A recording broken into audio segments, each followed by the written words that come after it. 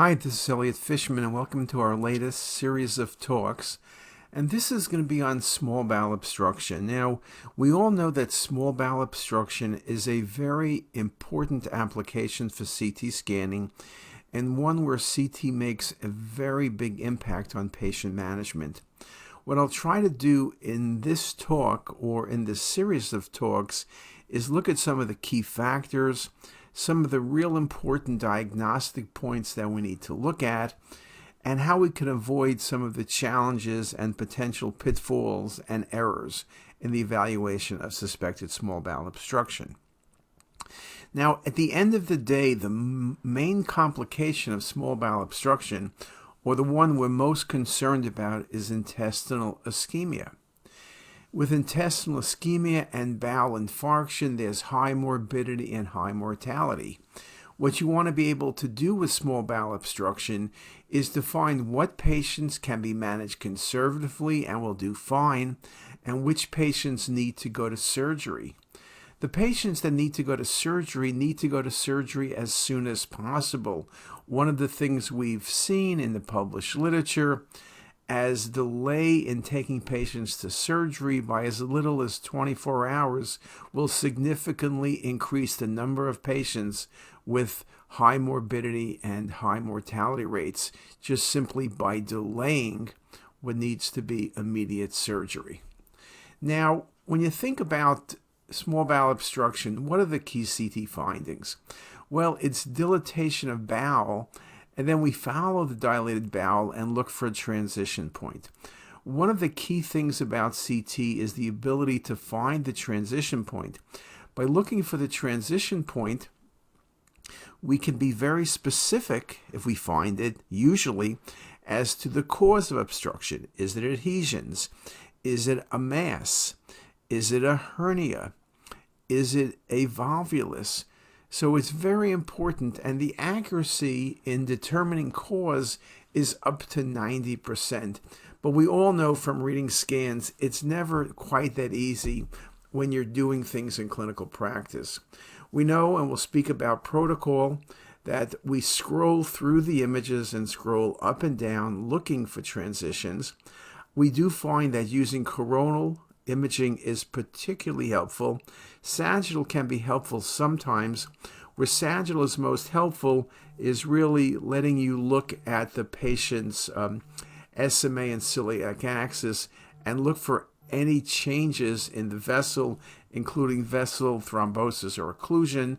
But the sagittal view is not as helpful, perhaps, usually in looking for transition of the bowel as the coronal is. So that becomes very, very important. In terms of specific protocols, we'd like to give 1,000 cc's of water. We used to talk about positive contrast. Now neutral agents are ideal. We then give IV contrast, injecting 4 to 5 cc's a second. When we're looking for small bowel ischemia, we are going to do dual phase acquisition. A lot of times people will get a single phase, but if you really want to look at the vessels on both the arterial and venous side and look for changes in enhancement, dual phase is necessary. Now, sometimes people will say, gee, do I really need to give IV contrast? For some reason, people always don't want to give IV contrast. Well, we know from many articles published over the last couple of years that the risk of renal injury and the risk of hypersensitivity reactions was always, in a sense, overblown. When you give IV contrast and the patient is hydrated, the chance of renal injury is small. Also, very few patients have reactions to contrast. If you need to, you can pre-medicate. But again, IV contrast is critical because in this article by Shash and JAMA Surgery made the point that non-contrast CT was 30% less accurate than contrast-enhanced CT for evaluating abdominal pain. 30%, that's massive. And this is from a surgical perspective. It's not a radiologist saying, well, I could see things better with IV than without IV. It's not those silly articles in emergency radiology, about emergency radiology in non-radiology journals that talk about, oh, radiologists want IV contrast because they like it and they're used to it. There really is no need. This article made the point 30% less accurate when you do not use IV contrast material. In this article by A, adding IV contrast material provides the benefit of increased diagnostic accuracy at the cost of potential adverse reactions like contrast-induced nephropathy, extravasation, and/or allergic reaction. Again, these are small numbers. And when you look at the importance of accuracy, you need to give IV contrast material. When we choose a non-contrast approach, Ye goes on to say, we should be intentionally accepting diagnostic uncertainty, although this is already well accepted for certain diseases. Again, just read the article. I think it's worthwhile to read it. In the low-risk patient, complications of IV contrast are often negligible, and the benefits of routine IV contrast far outweigh the risk. Bottom line, give IV contrast unless you have a really good reason not to. I mentioned non-contrast scans and delayed scans we don't do when we focus on dual phase at about 35 seconds arterial, 30 to 35 seconds to be exact, and about 65 to 70 seconds for venous phase imaging. We always use thin section CT, 0.75 by 0.5. The better scanner you have, the faster the study, but 64 slice or better, which all of us have, is really ideal for these patients, so not a problem. And in terms of analysis, axial and multiplanar are critical. Volume rendering and cinematic rendering can be helpful looking at transition points. Also, 3D mapping of the vessels can be very helpful as you're looking for branches of the SMA. For looking just at the SMA or celiac proximally, obviously just the sagittal view will work very nicely. But when you try to look for patency or occlusion of distal vessels, you really need to be looking at the volume display or the MIP display or cinematic rendering. Now, one of the things, of course, with IV contrast and dual phase imaging is the ability to see things and recognize specifically what they are. So in this case of a patient with abdominal pain, stomach is well distended, there's a mass which looks like maybe it's coming from the pancreas or it's coming from the duodenum. There is no pancreatic duct dilatation and no common duct dilatation. And if this was truly in the head of the pancreas, you would expect to see duct dilatation. When you see this enhancing lesion, you recognize that what you're dealing with is a duodenal lesion. Now, it's interesting, when you look at the coronals, it's off the medial wall, and still you begin to be concerned. Am I certain it's going to be bowel? Am I certain that I'm dealing with something perhaps in the duodenum or between the duodenum and the pancreas? What exactly am I dealing with? And this is a nice example also showing you the MIP imaging that we not only can recognize the presence of masses, in this case pushing on bowel but not obstructing bowel, but because of its enhancement pattern, we know we're dealing with one of two things here. We're dealing with a carcinoid tumor or a GIST tumor. Both of them are very vascular. GIST tumors tend to be exophytic, and carcinoids tend to be within the lumen. So this case was a GIST tumor, again, very nicely shown as you look at the cinematic rendering. Again, a really good look at that. Here it is in the cinematic rendering showing you the GDA and the feeding vessels. And here again, really, really nice look at the duodenal folds, the haustral folds, and then the mass being present, which is a gastric GIST tumor. Now, it's a good example of the patient having symptoms, but the bowel not being obstructed, but our ability to recognize the presence of a mass. And although GIST tumors can occur in the esophagus, the stomach, majority in the stomach, small bowel, and large bowel, the ones that are smaller tend to be more vascular, and the duodenum, particularly those in the second portion of the duodenum, is a very common location. I will say, as I mentioned, the challenge to distinguish a GIST from a carcinoid, or in this location to make certain you are not dealing with a pancreatic mass like a neuroendocrine tumor. I showed you some cinematic rendering, and in this article we made the point cinematic rendering helps demonstrate the extraluminal growth and relationship of GIST to underlying mucosa, overlying serosa, and vessels, which is the potential to further surgical or endoscopic treatment planning. So again, cinematic and the role of 3D is something we need to remind you about.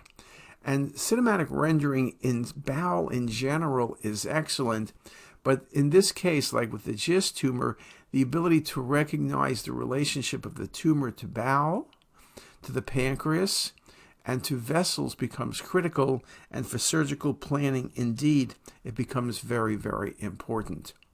Another case, very similar in location. Here it looks like, again, could this be off the pancreas or near the pancreas? Is it coming from the stomach or the bowel? Again, a very vascular lesion. The bowel is not obstructed, though the patient had abdominal pain, suggesting bowel obstruction. And when you look at it on the image on the right, you could say, well, am I sure this is not a neuroendocrine tumor of the pancreatic head or uncinate? I don't see pancreatic duct dilatation, which I should see, particularly with a mass this large, and I don't see common duct dilatation either. When you look through these images, it's very similar to the last case, but not exactly the same location. You can see the lesion washes out. It's kind of more exophytic than the last case was in terms of position and orientation. Here it is on the coronal volume rendered 3D views. Again, a vascular mass simulating pancreas, but it's coming from the duodenum, and that was a GIST tumor as well. When we look at small bowel, we look at transition points. We also look at the mesentery carefully. In the last two cases, I spoke about how we looked at that mass to determine whether it was bowel or pancreas. Here's an example of abdominal pain in a patient with Crohn's disease, where you see fibrofatty proliferation of the mesentery, right? You see the mesentery, prominent vessels, okay, and this mass effect by the bowel. You then see the terminal ileum markedly narrowed, the stricturing here, the inflammation. There's also a second area of stricturing here and a third area here. With Crohn's disease, although we think about bowel being a focal area where we're looking for obstruction, you need to keep looking carefully, because although you may see one area of involvement, like the terminal ileum in this case, it was actually the more proximal bowel that was problematic and giving the patient symptoms. So that indeed becomes very, very important. We talk about the comb sign, the prominent vasa recta, extending to the inflamed bowel, very nicely seen here on these MIP images and on the volume rendered images. And so when you think about looking at bowel and we look for small bowel obstruction, Crohn's is one of the things we'll think about. And with Crohn's disease, it's usually long segments of bowel, fibrofatty proliferation of the mesentery, and prominent vessels, the so-called comb sign, particularly well seen by the distal ileum. And again, really nicely seen here. Also, we should note that nodes are not uncommon. You can get nodes from malignancy like carcinoid tumors, or even adenocarcinoma, obviously.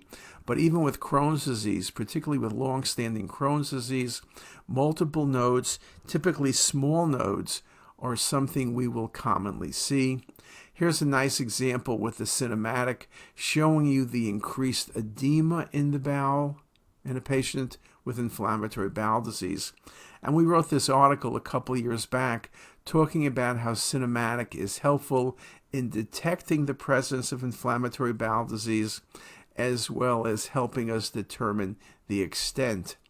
The article makes the point it remains important to utilize multiple presets and to examine the axial reconstructions and multiplanar reformations in order to ensure that important pathology is not obscured.